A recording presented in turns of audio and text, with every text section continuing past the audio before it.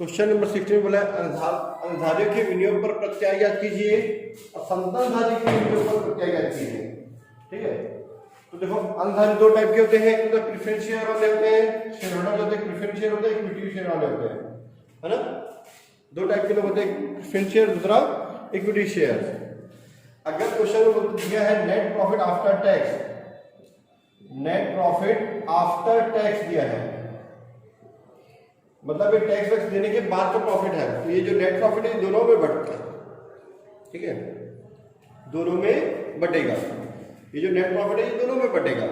अगर बोलेगा अनुधारियों के प्रत्यय पर, मतलब ये जो प्रेफरेंस शेयर वाले जो पैसा लगाए हैं, इक्विटी शेयर वाले जो पैसा लगाए हैं, उस पर कितना परसेंट हम लोग कमा रहे हैं, तो ये प्रॉफिट पे निकाला जाता है। नेट प्रॉफिट आफ्टर टैक्स वाले पे ये दोनों का जोड़ के निकाला जाता है।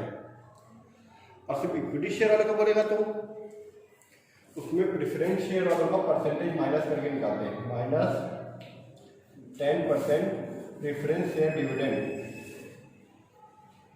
Preference share dividend.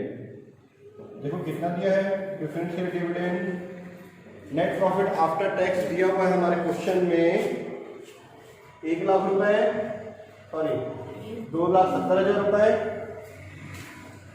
ये 2,70,000 रुपए हमारा दिया हुआ है। इसमें दोनों का हिस्सा है, इसमें प्रेफरेंस शेयर वालों का भी है, इक्विटी शेयर वालों का, दोनों का हिस्सा जुड़ा हुआ है।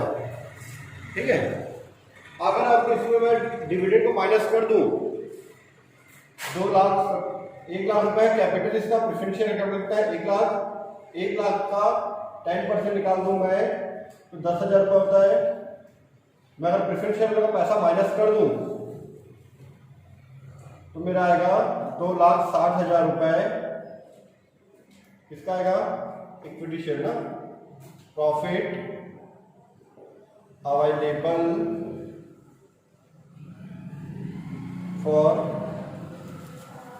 इक्विटी शेयर होल्डर, ये जो प्रॉफिट है किसके लिए है, इक्विटी शेयर होल्डर वालों के लिए। ठीक है, इक्विटी शेयर होल्डर, ये जो प्रॉफिट है वो इक्विटी शेयर होल्डर वालों के लिए। ठीक है, ये हो गया। अब हमको पूछा है, क्वेश्चन लिखना, क्वेश्चन में दिया हुआ है हम लोगों को, अनुधारियों के विनियोग पर प्रत्यय, return on share holder investment, return on share holder investment, share holder investment मतलब पूरे हैं। ठीक है, return on share holder investment, share holders investment. ठीक है, तो सबसे पहले मैं शेयर होल्डर इन्वेस्टमेंट निकालता हूं, शेयर होल्डर इन्वेस्टमेंट है कितना, शेयर होल्डर किस निकाल देना, इन्वेस्टमेंट। ठीक है, शेयर होल्डर इन्वेस्टमेंट कितना है, शेयर होल्डर इन्वेस्टमेंट में इक्विटी शेयर भी आएगा और प्रेफरेंस शेयर भी आएगा। आप लोग कॉपी में जगह नहीं होगा तो उसको ऐसा कर लिखना, shareholder investment is equal to preference share capital, preference share capital plus equity share capital. ठीक है, जोड़ दो दोनों को, कितना कितना दिया हुआ है, क्वेश्चन में हमारा दिया हुआ है दोनों का, प्रेफरेंस शेयर वालों का 1,00,000, इक्विटी शेयर वालों का 5,00,000। ठीक है, प्लस रिजर्व सरप्लस भी दिया क्वेश्चन में ना, उसको भी जोड़ देंगे, रिजर्व। ठीक है, रिजर्व एंड सरप्लस। ठीक है, प्रेफरेंस शेयर कैपिटल कितना है, तो ये जाएगा हमारा 1,00,000 रुपए। ठीक है, या फिर इसको ना एक काम ऐसा जोड़ के लिखिए क्या, ये प्रेफरेंस शेयर कैपिटल ऐसे इक्वल टू 1,00,000 रुपए। ठीक है, प्लस इक्विटी शेयर कैपिटल कितना 5,00,000 रुपए। ठीक है, और रिजर्व एंड सरप्लस कितना है 3,00,000 रुपए। ठीक, देखते जाना ध्यान से ना, इक्विटी शेयर कैपिटल कितना 5,00,000, रिजर्व सरप्लस कितना है 3,00,000। ये दोनों को जोड़ने से 8,00,000 रुपए जो आएगा, ये 8,00,000 रुपए जो लगा है, ये equity share capital equity share वालों का है, ये रिजर्व एंड सरप्लस भी इक्विटी शेयर वालों का होता है। प्रेफरेंस शेयर वालों को नहीं होता। कंपनी में जो भी प्रॉफिट बचा हुआ है, ठीक है, अनडिस्ट्रीब्यूटेड प्रॉफिट जो बचा हुआ है, रिजर्व सरप्लस जो भी है, सब इक्विटी शेयर वालों का होता है। तो ये क्या है? इक्विटी शेयर होल्डर फंड है ये ना, इक्विटी शेयर होल्डर फंड बोल सकते हैं या फिर इन्वेस्टमेंट बोल सकते हैं। इन्वेस्टमेंट लिखा था ना, इन्वेस्टमेंट, ठीक है। इसमें मैं जोड़ूंगा 10% preference share capital, 10% preference share capital को अगर मैं ऐड कर दूंगा 1 लाख रुपए, तो मेरे 9 लाख रुपए जो आएगा ये हो जाएगा पूरा share holder investment, share holders investment, ठीक है। अब अगर मुझे क्वेश्चन बोलता है कि equity shareholder fund investment पे रिटर्न निकालना है, प्रत्याय निकालना है, कितना परसेंट कमाया है, तो ये 8 लाख और ये इक्विटी शेयर वाले का 2,60,000, इसके डिवाइड में ये। अगर हम बोलते हैं शेयर होल्डर इन्वेस्टमेंट पे, तो शेयर होल्डर इन्वेस्टमेंट कितना है? पूरा complete preference share, equity share सब चीज मिला के 9 लाख रुपए है, और टोटल प्रॉफिट कितना हमारा 2,70,000, उसके बेस पे निकाला जाएगा, ठीक है। तो इसको हम कैसे निकालते हैं? तो हम लोग निकालेंगे, पहला पॉइंट निकालेंगे हम लोग को share holder return on share holder investment, ठीक है, शेयर होल्डर इन्वेस्टमेंट,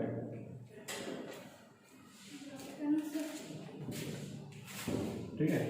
तो यह आ जाएगा net profit after tax, net profit after tax, tax देने बाद का profit, divide by share holder investment, ठीक है। थोड़ा सा सिंपल लिखना, शेयर होल्डर इन्वेस्टमेंट, ठीक है, शेयर होल्डर इन्वेस्टमेंट इनटू 100। तो नेट प्रॉफिट आफ्टर टैक्स कितना? 2,70,000 ये रहा, ठीक है, 30% आएगा, ठीक। शेयर होल्डर इन्वेस्टमेंट कितना? 9 लाख रुपए, 9 लाख इंटू 100, ये जाएगा 30%। B point, return on equity shareholder fund बोला है, ये इन्वेस्टमेंट बोला है ना, return on equity shareholder fund, shareholder investment या फंड इन्वेस्टमेंट, ये निकालना है। तो ये आएगा profit available for equity shareholder, ठीक है, डिवाइड में शेयर होल्डर इन्वेस्टमेंट, कौन सा? Equity shareholder investment, 8 lakh into 100 लिख लेना है यहाँ पे फॉर्मूला।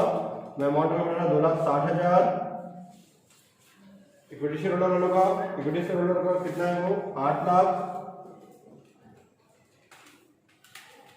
इंटू 100 करेंगे तो हमारा आ जाएगा 32.5%, 32.5% हमारा आंसर आ जाएगा, ठीक है।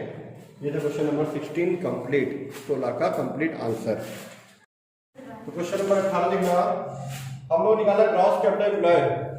तो ग्रॉस कैपिटल एम्प्लॉयड के लिए हम लोग सारी चीज को जोड़ देते हैं, ठीक है। सारी चीज क्या क्या चीजें हैं? जो भी लायबिलिटी साइड होगा ना हमारा, जो लायबिलिटी साइड के क्रेडिटर, बिल पेबल, आउटसाइड की लायबिलिटी होता है छोड़ के, आउटसाइड की लायबिलिटी को छोड़ के जो भी चीजें हैं सारी चीजें क्या करते हैं हम लोग लिख देते हैं, ठीक है। आउटसाइड की लायबिलिटी, तो आउटसाइड की लायबिलिटी मतलब क्रेडिटर, बिल पेबल सब छोड़ के भाई सब सारी चीज को जोड़ देते हैं। तो दिया हुआ है equity share capital, preference share capital, general reserve, 10% debenture, ठीक है, और चालू दायित्व तो है ना, करेंट लायबिलिटी, तो इसको जोड़ते जाते हैं हम लोग। कितना कितना है? इक्विटी शेयर कैपिटल का 4 lakh, preference share capital 1 lakh रुपए, जनरल रिजर्व 1,89,000 रुपीज, फिर उसमें 10% डिवेंचर 4 लाख रुपीज, फिर उसके बाद करेंट लायबिलिटी 1 लाख रुपए, ठीक है। ये सब को जोड़ दो, कितना हो गया हमारा, टोटल हो जाएगा 11,89,000 रुपीज। इसमें माइनस कर दो discount on debenture, discount on share दिया हुआ है, डिस्काउंट ऑन शेयर दिया तो माइनस कर दो 5,000 रुपीज, तो जगह 11,84,000 रुपीज। यह क्या हमारा gross capital employed, gross capital employed, ठीक है। अब इस ग्रॉस कैपिटल एम्प्लॉयड में अगर मैं करेंट लायबिलिटी माइनस कर दूं, ठीक है, ग्रॉस क्या माइनस कर दो, करेंट लायबिलिटी, करेंट लायबिलिटी मतलब बाहर की लायबिलिटी, करेंट लायबिलिटी माइनस कर दो 1 लाख रुपए। अगर मैं करेंट लायबिलिटी माइनस कर दूं तो मेरा आएगा 10,84,000 रुपये, 10,84,000 रुपीज जो आएगा वो आएगा मेरा नेट कैपिटल एम्प्लॉयड,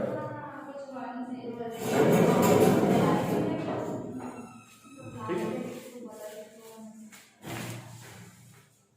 तो हमको ना जब हम ये निकालते ना ग्रॉस कैपिटल एम्प्लॉयड पे रिटर्न निकालते ना, तो क्या निकालते हैं, return on gross capital employed निकालते तो हमको चाहिए था profit before tax before interest. हमको क्वेश्चन में आफ्टर इंटरेस्ट दिया हुआ है ना, यहाँ नेट प्रॉफिट आफ्टर इंटरेस्ट, ठीक है, आफ्टर इंटरेस्ट बिफोर टैक्स दिया हुआ क्वेश्चन में, आफ्टर इंटरेस्ट बिफोर टैक्स दिया 80,000 रुपए, तो उसमें टैक्स को जोड़ दो, सॉरी इंटरेस्ट को जोड़ दो आप, क्योंकि आफ्टर इंटरेस्ट दिया ना, इंटरेस्ट को घटाने के बाद कर दिया है तो इंटरेस्ट को जोड़ दो।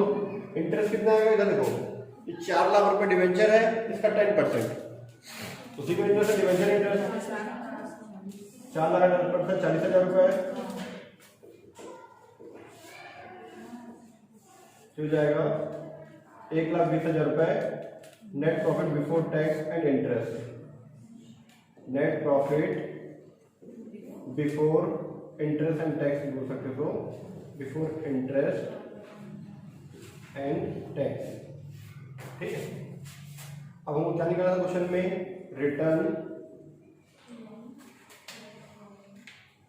Return on gross capital employed, gross capital employed, ठीक है। तो जाता है ये net profit after interest and tax, after interest and tax divide by gross capital employed, gross capital employed into 100, ठीक है। तो जगह 1,20,000 net profit after interest and tax, और ये कितना है हमारा ग्रॉस कैपिटल 11,84,000, 11,84,000 इंटू 100 कर देंगे तो आएगा हमारा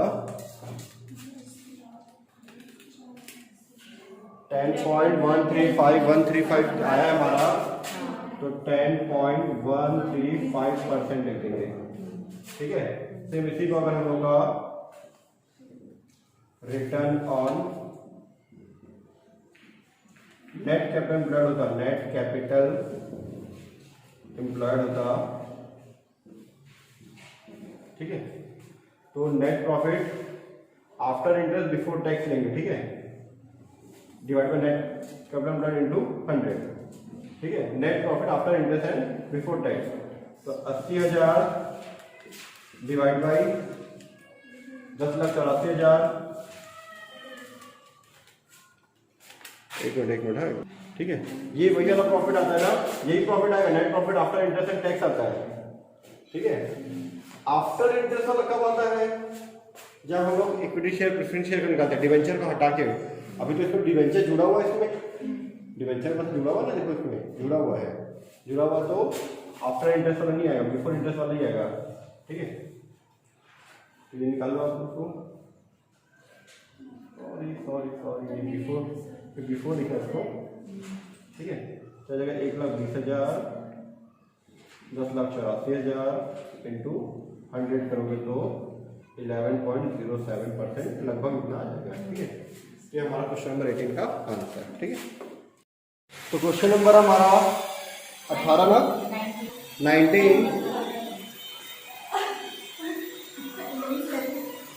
19 में हम लोग को निकालने बोला है gross capital employed, return on gross capital employed, return on net capital employed, return on proprietors capital employed.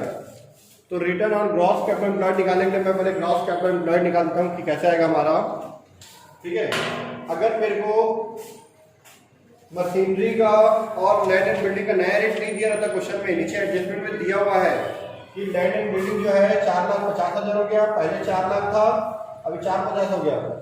Machinery जो है 2 लाख की जगह कितना हो गया 1,80,000 हो गया। ये नहीं दिया होता तो मैं लायबिलिटी साइड से जोड़ करके gross capital employed, net capital employed, proprietor fund निकालता। बट मेरा ये नया रेट दिया हुआ है एसेट साइड के वैल्यू का, तो मुझे एसेट साइड लेके बनाना पड़ेगा, ठीक है। तो हम लोग एसेट साइड से लेकर हम लोग निकालेंगे gross capital employed, net capital employed, है ना। तो सबसे पहले क्वेश्चन में दिया हुआ गुडविल दिया हमारा 1,50,000 रुपए, जिसका नया रेट दिया नया रेट लेंगे, जिसका नहीं दिया तो पुराना रेट लेंगे। फिर दूसरा है लैंड एंड बिल्डिंग, आपको स्पेलिंग लिख लेना, 4 लाख दिया, नीचे दिए 4,50,000, तो 4,50,000 लेंगे, ठीक है। उसके बाद प्लांट एंड मशीनरी 2 लाख दिया, नीचे में 1,80,000 दिया, तो नया रेट लेंगे। इसके बाद फर्नीचर है 1 लाख रुपए, इन्वेंट्रीज 1,20,000 रुपए, ट्रेड रिसीवेबल 1 लाख रुपए,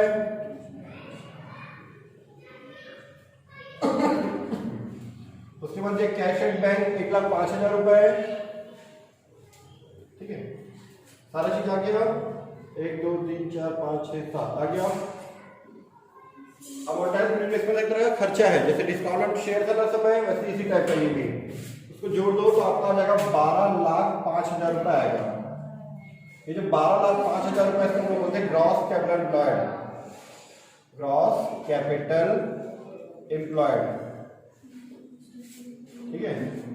इस ग्रॉस कैपिटल एम्प्लॉयड में आप आउटसाइड वाले की चीज को माइनस कर दो, ठीक है, जिसको हम लोग बोलते हैं आउटसाइड लायबिलिटी, मतलब होता है करेंट लायबिलिटी।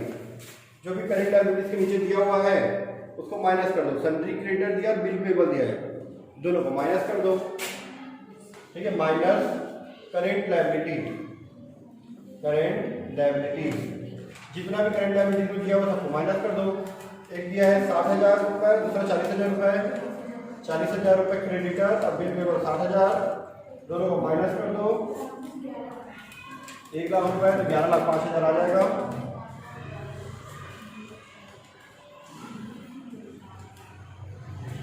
आ जाएगा net capital employed, net capital employed.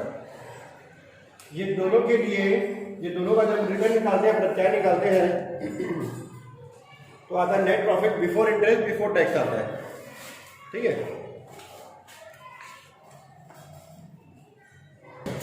ठीक है। तो अब हम लोग निकालते हैं नेट कैपिटल एम्प्लॉयड निकल गया, तो पहले मैं ए और बी पॉइंट निकाल लेता हूँ।